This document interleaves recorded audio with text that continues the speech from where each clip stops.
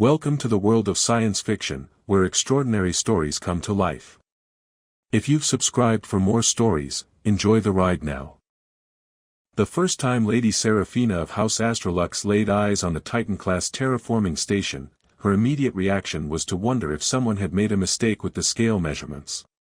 The massive structure stretched across her viewscreen like a metal moon, its docking ports alone large enough to swallow her entire diplomatic vessel without leaving room for dessert. "That's not a space station," she murmured to herself, her delicate pointed ears twitching with nervous energy. "That's a mechanical planet with delusions of grandeur." Captain Marcus Torres of the human rescue fleet appeared on her communication display, his weathered face creased with what looked like permanent worry lines. "Lady Seraphina, I have to ask one more time, are you absolutely certain about this? The Titan station was designed for Goliathan operators. They average 12 feet tall and have 4 arms. You're 4 feet 8 inches and equipped with the standard 2-arm configuration," Seraphina finished cheerfully, though her stomach was performing acrobatics that would have impressed a circus troupe. "I'm aware of the dimensional discrepancy, Captain. I'm also aware that Kepler 442b has approximately 36 hours before its atmosphere becomes completely uninhabitable for the 3 million refugees still planetside. The Goliathan rescue team was wiped out when their ship hit that debris field," Marcus said grimly. "The Centaurian team withdrew after determining the station's controls were incompatible with their physiology. The Altarian delegates took one look at the manual interface requirements and declared the mission impossible for anyone under 8 feet tall." Seraphina studied the technical specifications floating beside Marcus's image, each measurement more intimidating than the last. The primary control interfaces required a reach span of 7 feet. The manual override systems needed operators capable of generating over 300 pounds of pressure per square inch. The emergency access tunnels were designed for beings with a minimum shoulder width of 3 feet. "So what you're telling me," she said with forced lightness, "is that I'm about half the size of the minimum recommended operator, attempting to control a machine designed by giants, to save a planet full of people who are counting on someone much larger than me to succeed."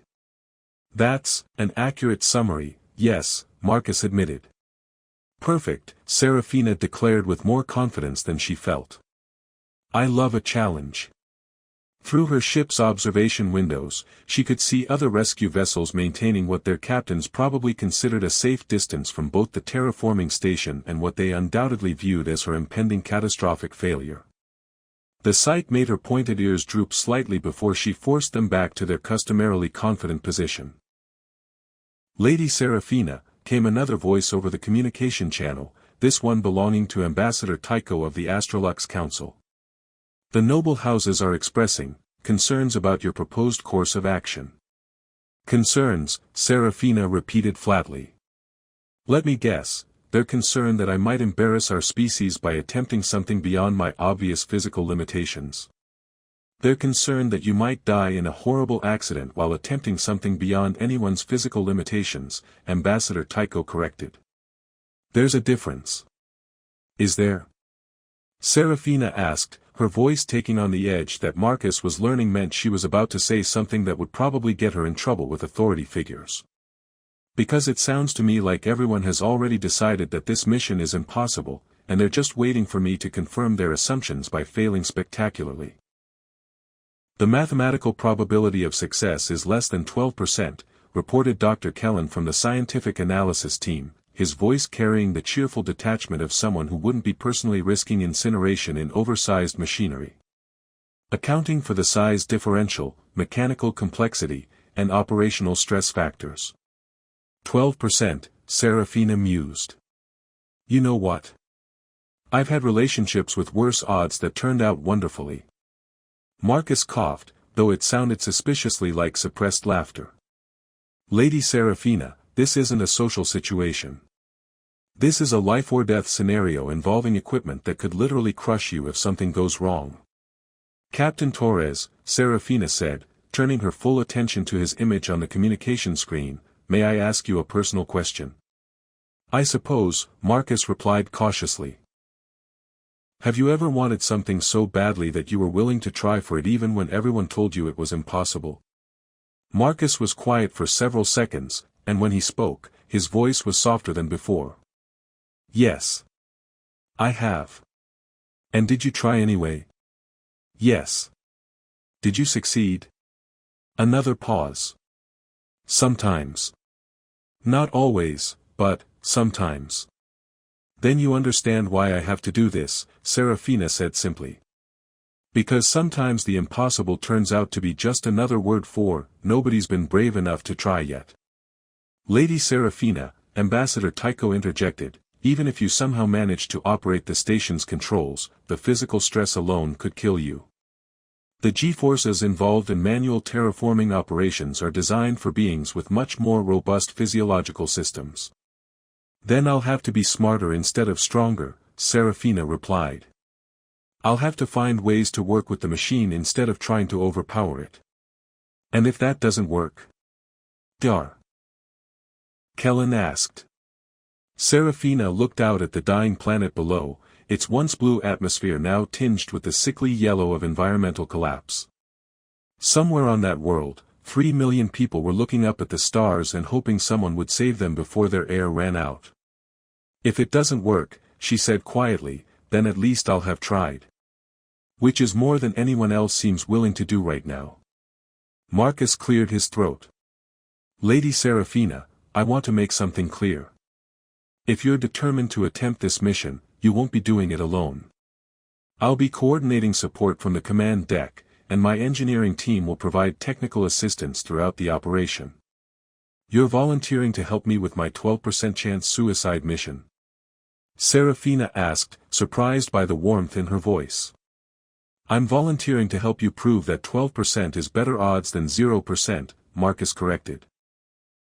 Which is what those 3 million people have if nobody tries at all. Seraphina felt something flutter in her chest that had nothing to do with nerves and everything to do with the way Marcus was looking at her through the communication link, not with pity or skepticism, but with something that looked almost like admiration. Besides, Marcus added with a slight smile, I've seen small packages contain big surprises before. Size isn't everything. Captain Torres, Seraphina said solemnly, that may be the most romantic thing anyone has ever said to me while I was preparing to climb inside a giant death machine. Lady Seraphina, Ambassador Tycho interrupted with obvious exasperation, this is not the time for flirtation. This is the time for serious consideration of the risks involved in. Ambassador, Seraphina cut him off, with all due respect, I've been seriously considering the risks for the past 6 hours. I've also been seriously considering the alternatives, which consist of watching 3 million people die while we debate the theoretical impossibility of saving them. She activated her ship's docking sequence, watching as the massive station loomed larger in her viewport.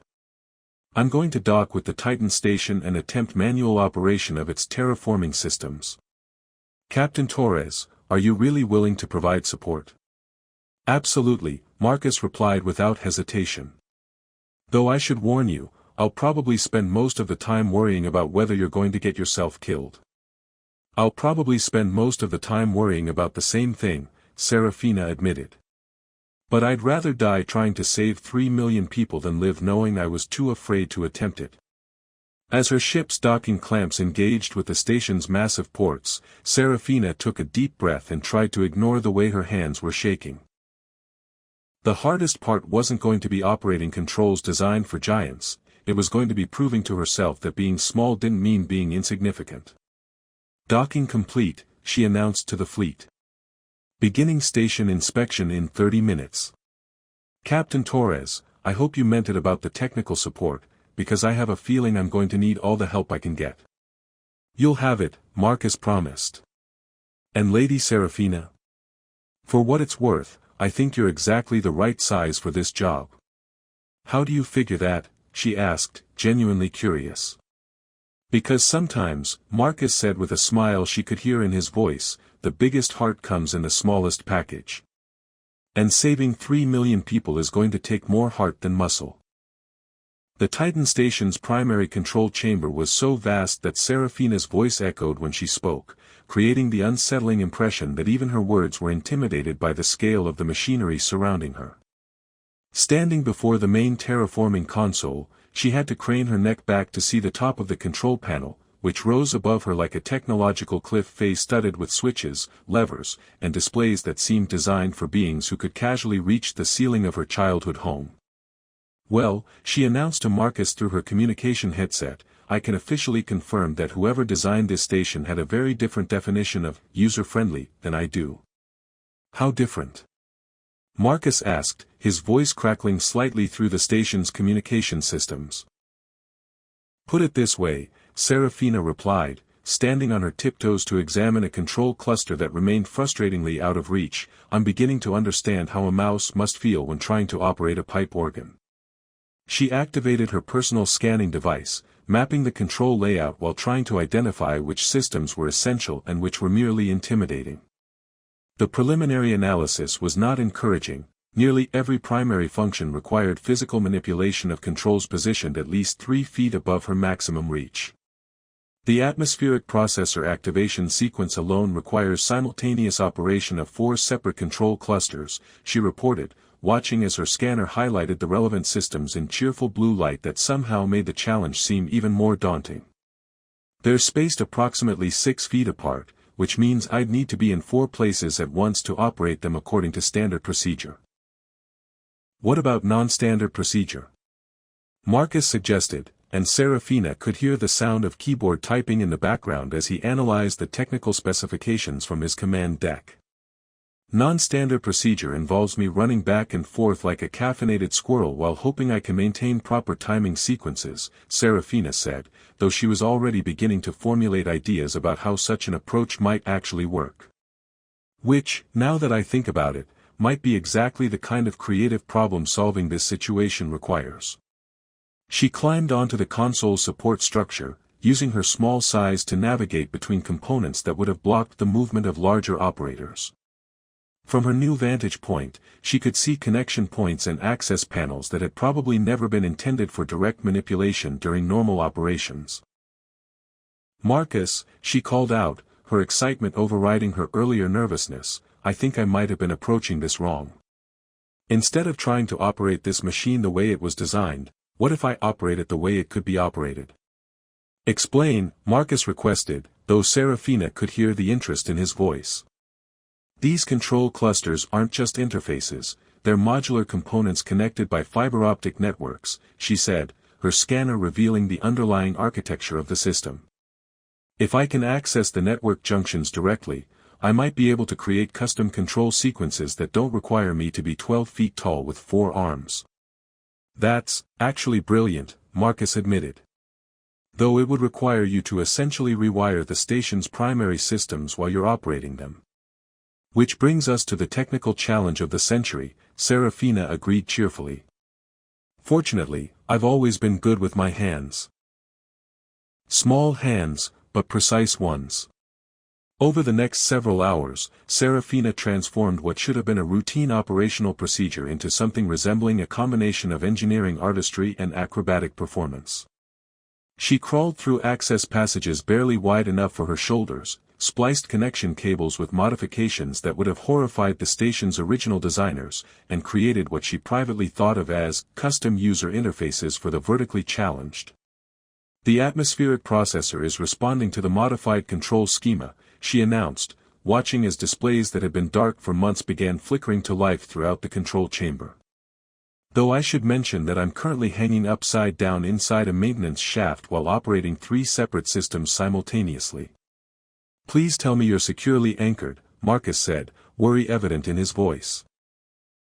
"Define securely," Seraphina replied, adjusting her position to reach another set of controls.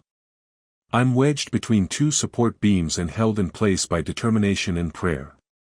"That's not exactly what I hoped to hear." "Marcus," Seraphina said, her voice becoming more serious despite her precarious position, "can I ask you something?" "Of course." "Why are you helping me?" "I mean, really helping me, not just providing token support because it's diplomatically appropriate." There was a pause before Marcus answered.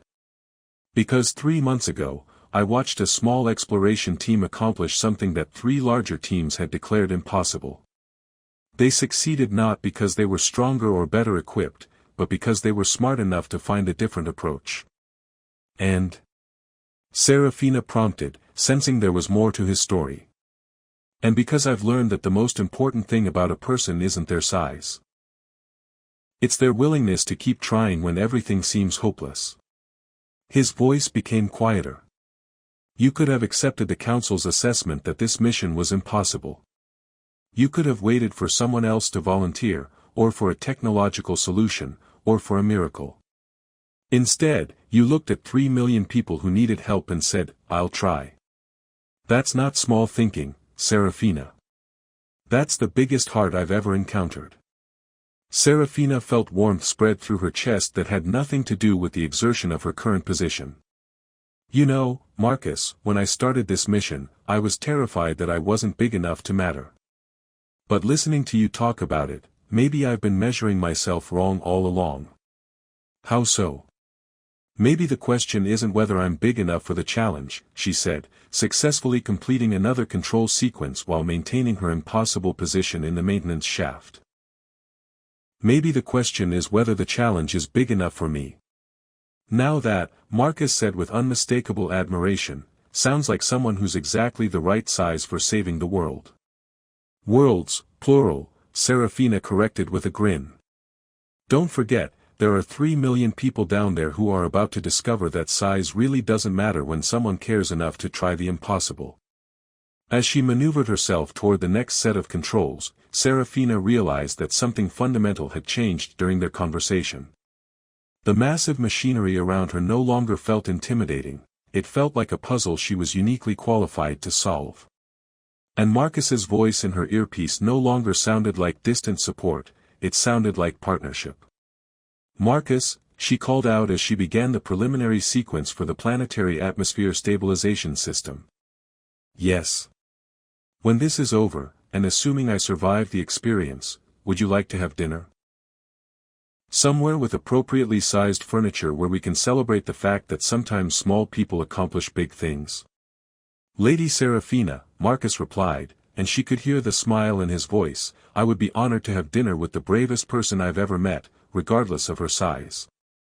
Good, Seraphina said, activating another system with a flourish that sent cascades of light through the control chamber, because I have a feeling that saving 3 million people is going to work up quite an appetite. And after today, I think I deserve to eat somewhere that doesn't require me to climb the furniture to reach my food.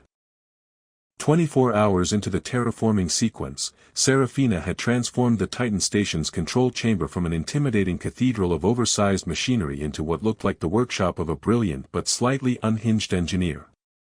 Fiber optic cables snaked across the floor in patterns that would have given safety inspectors nightmares, jury-rigged control interfaces dangled from the ceiling at precisely the right height for someone of her stature, and improvised monitoring stations had been constructed from spare parts and what Marcus had started calling Seraphina's miraculous ingenuity. Atmospheric oxygen levels have increased by 12%, she reported, reading data from a display she'd relocated to a more accessible position by the creative use of anti-gravity lifters and determination. Carbon dioxide concentrations are dropping within acceptable parameters, and the ozone layer is beginning to stabilize. Outstanding work, Marcus replied through their communication link, though Seraphina could hear the exhaustion in his voice that matched her own. How are you holding up? Well, I haven't slept in 36 hours, I've consumed enough stimulant caffeine to power a small starship, and I'm pretty sure I have permanent imprints of tool handles on my palms, Seraphina said cheerfully, but other than that, I'm feeling remarkably accomplished for someone who was supposedly too small for this job. The quantum core stabilization sequence is the final critical phase, Dr. Kellen's voice joined their conversation, carrying his usual clinical detachment. However, the manual recalibration requires direct access to the core chamber, which presents significant challenges.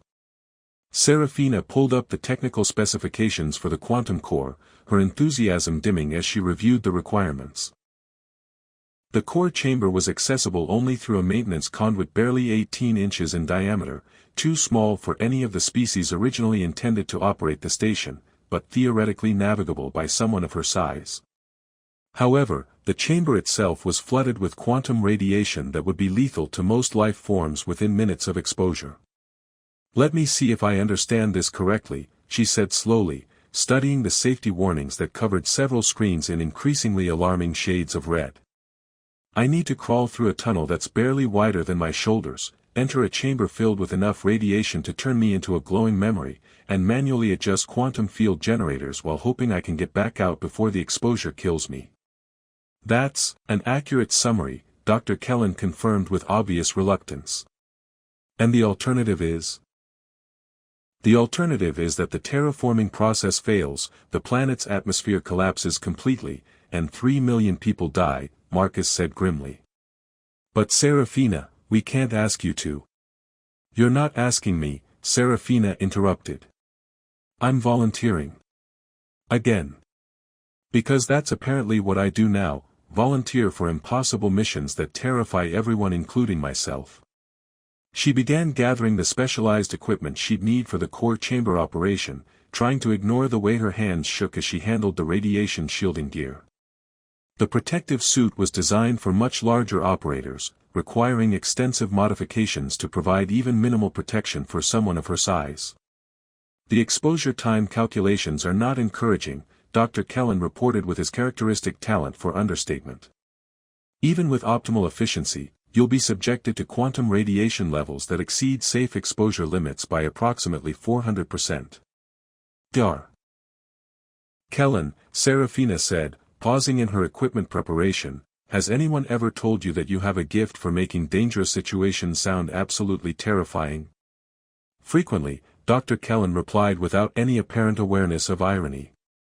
"It's considered one of my most valuable professional skills." "Seraphina," Marcus's voice cut through their exchange, carrying a tone she'd never heard from him before, something that sounded like barely controlled fear, "you don't have to do this. We can find another way. We can evacuate more people, extend the timeline somehow." "Marcus," Seraphina said gently, sealing herself into the modified radiation suit, 3 weeks ago, you asked me if I'd ever wanted something badly enough to try for it even when everyone said it was impossible." "Yes. This is my impossible thing," she said simply. "Not just saving these people, though that's important. Proving that being small doesn't mean being insignificant. Proving that sometimes the right person for the job is the person everyone thinks is wrong for it." She moved toward the access conduit that led to the quantum core, her modified equipment making her movements awkward but not impossible. "Besides, someone very wise recently told me that the most important thing about a person isn't their size, it's their willingness to keep trying when everything seems hopeless." "I think I'm in love with you," Marcus said quietly, the words escaping before he seemed to realize he'd spoken them aloud. Seraphina paused at the entrance to the conduit, her heart suddenly racing for reasons that had nothing to do with radiation exposure or mechanical dangers. "Marcus Torres, are you really choosing this moment to tell me that? When I'm about to crawl into a tube filled with deadly quantum energy?" "I'm sorry," Marcus said quickly. "I didn't mean to, the timing is terrible, I know, but—" "The timing is perfect," Seraphina interrupted, surprised by the calm certainty in her own voice. "Because if I'm about to do something that might kill me, I'd rather do it knowing that someone as remarkable as you thinks I'm worth loving." "You're worth loving because you're remarkable," Marcus corrected. "Not despite your size, not because of your size, but because of who you are. Because you look at impossible odds and say, I'll try anyway. Because you care more about 3 million strangers than you do about your own safety. Because you make everyone around you believe that miracles are possible."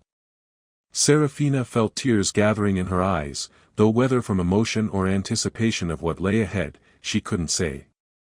"I love you too, Marcus. Which is why I need you to do something for me. Anything. I need you to keep talking to me while I'm in there," she said, beginning her careful navigation through the access conduit. "Not about technical specifications or radiation levels or safety protocols. Talk to me about something normal. Something that reminds me that there's a world outside this machine, a future beyond this mission." "What would you like me to talk about?" Marcus asked, his voice becoming steadier as he focused on her request. Tell me about that dinner you promised me, Seraphina said, her voice slightly muffled as she maneuvered through the narrow passage. Where are we going to go? What are we going to eat? What are we going to talk about when we don't have 3 million lives hanging in the balance? As Marcus began describing a small restaurant on Luna Station with tables perfectly sized for intimate conversations and food that didn't require climbing to reach, Seraphina felt her fear transform into something else. Not courage exactly, but a fierce determination to survive this mission so she could discover what it felt like to be loved by someone who saw her as exactly the right size for happiness. I'm entering the core chamber now, she announced, her voice steady despite the readings on her radiation monitor that were climbing into distinctly unhealthy ranges. Marcus, keep talking. Tell me what we're going to do after dinner. After dinner, Marcus said, his voice warm with promise and hope, we're going to find out what adventures are possible when two people who believe in impossible things decide to build a future together. That, Seraphina said, beginning the delicate work of quantum field recalibration while bathed in lethal radiation, sounds like exactly the right size dream for someone like me. 6 months after the successful terraforming of Kepler 442b, Seraphina stood in the medical bay of Luna Station, reviewing the final results of her radiation exposure treatment while Marcus paced nearby with the restless energy of someone who had spent half a year worrying about the woman he loved. The quantum radiation had taken a toll, her recovery had been slow and sometimes painful, but the medical team had finally declared her completely healed and cleared for active duty. The cellular regeneration therapy was completely successful, Dr. Martinez announced, closing her medical scanner with obvious satisfaction. No residual radiation damage, no long-term effects, and your energy levels are actually higher than baseline. Whatever they say about Astralux physiology being delicate, you're proof that determination can overcome biological limitations. Dar. Martinez, Seraphina said with a grin that had become famous throughout the rescue fleet, are you suggesting that being stubborn is medically beneficial? I'm suggesting that refusing to give up is the most powerful healing factor I've ever documented, Dr. Martinez replied. Though I don't recommend quantum radiation exposure as a regular therapeutic technique. Marcus stopped pacing and moved to Seraphina's side, his expression shifting from worry to relief to something that looked like wonder. So she's really okay? Completely okay? She's better than okay, Dr. Martinez said. She's ready to save more worlds, assuming the galaxy can handle that level of determination concentrated in someone her size. About that, Seraphina said, activating a holographic display that showed her new assignment orders, it turns out the galaxy has some interesting ideas about what to do with people who prove that size doesn't limit capability. The display revealed her appointment as the first director of small-scale operations for the Galactic Rescue Corps, along with specifications for a new class of rescue missions specifically designed to utilize the unique advantages of smaller species. The program included specialized equipment, modified vessels, and training protocols that emphasized agility, innovation, and creative problem-solving over brute force approaches. They're creating an entire division around the methods you developed, Marcus said, studying the mission parameters with obvious admiration. Rescue operations that only smaller team members can accomplish, terraforming techniques that require precision over power, first contact protocols that emphasize adaptation rather than intimidation. It's everything I never knew I wanted, Seraphina admitted, though her expression carried a hint of uncertainty. The opportunity to prove that what makes us different also makes us valuable, to show other, small, species that limitations are often just opportunities in disguise. But? Marcus prompted, sensing her hesitation. But the Galactic Council also offered me a genetic enhancement package, Seraphina said quietly, displaying another set of documents that outlined procedures for increasing her size, strength, and physical capabilities to match standard operational requirements. They suggested that while my current approach works, I might be more effective if I were bigger. Marcus stared at the enhancement specifications with an expression of disbelief mixed with anger. They want to change you. After everything you've accomplished exactly as you are. They want to make me more suitable for conventional operations, Seraphina corrected, though her tone suggested she found the reasoning as problematic as Marcus did. More compatible with standard equipment, more capable of meeting traditional physical requirements. What did you tell them? Marcus asked, though his tense posture suggested he was prepared to be upset by her answer. Seraphina's grin returned, brighter than before. I told them that the whole point of what I accomplished was proving that conventional approaches aren't always the best approaches. That changing me to fit their equipment would miss the entire lesson about adapting equipment to fit the operator. And I told them that if they wanted me to lead the small-scale operations division, they needed to understand that small-scale doesn't mean inadequate, it means specialized. It means finding solutions that bigger people can't see because they're looking at challenges from the wrong perspective. Marcus pulled her into his arms, lifting her easily off the medical bay floor and spinning her around in a gesture of celebration and relief. So you're staying exactly as you are. I'm staying exactly as I am, Seraphina confirmed, laughing as he set her down but kept her close. Though I should mention that my new position comes with some interesting perks. Such as the authority to recruit my own team, she said, her eyes twinkling with mischief. Including a certain human fleet captain who has a talent for supporting impossible missions and making small people feel like they're exactly the right size for great accomplishments. Marcus's expression shifted from surprise to hope. Are you offering me a job, Director? I'm offering you a partnership, Seraphina corrected. Professional and personal, if you're interested. The chance to work together, proving that the best teams are made up of people who complement each other's strengths rather than competing to see who's biggest. What would my official title be? Marcus asked with mock seriousness. Senior Operations Coordinator, Seraphina replied promptly. Though your unofficial title would be, the man who fell in love with someone everyone said was too small for big dreams. I like the unofficial title better, Marcus said, leaning down to kiss her with the kind of tenderness that made her feel like she was exactly the right size to be cherished completely.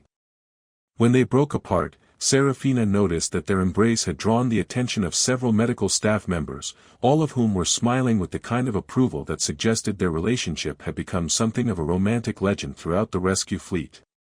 You know, she said thoughtfully, when I first volunteered for the Kepler mission, I thought I was trying to prove that small people could accomplish big things.